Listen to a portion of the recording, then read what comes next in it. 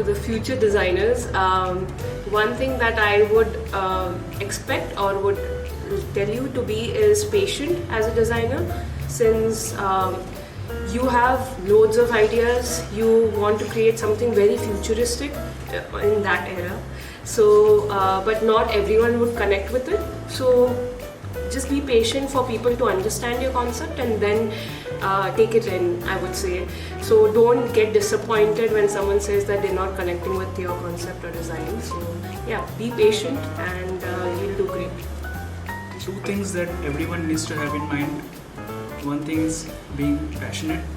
If you don't have the passion to do anything in the creative field, you won't be able to maintain your work for a long time, because it will just fizzle very fast.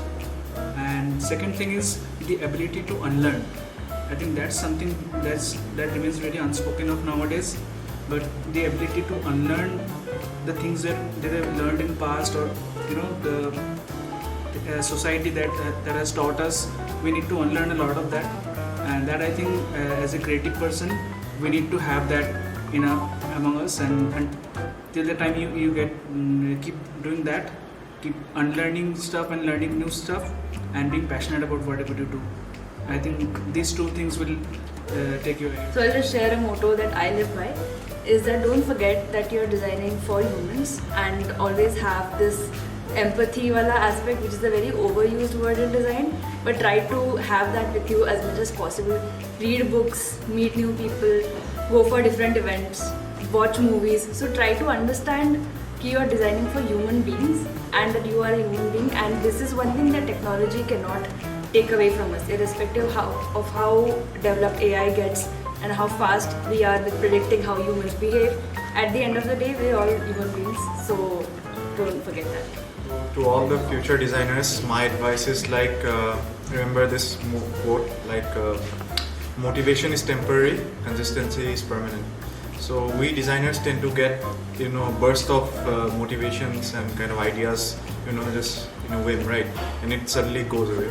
So this is very temporary. But if you see consistency, it is like a kind of a compounded growth. If you do consistency, it feels like steady thing, but it's very compounding in its growth form.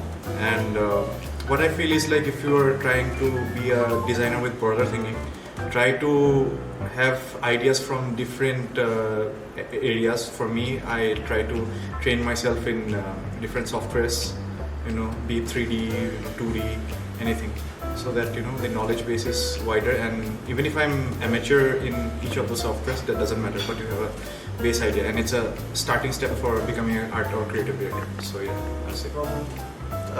For the future designer, what I would say is that you should definitely understand while designing is that where to stop designing, and how you create the best experience regardless of whether it's a digital design or it's a physical product. You should understand the needs of the user at that moment and not really create something for the for the very, very future. Although it's for the future designers, but I would still say that never make evil design for the humanity.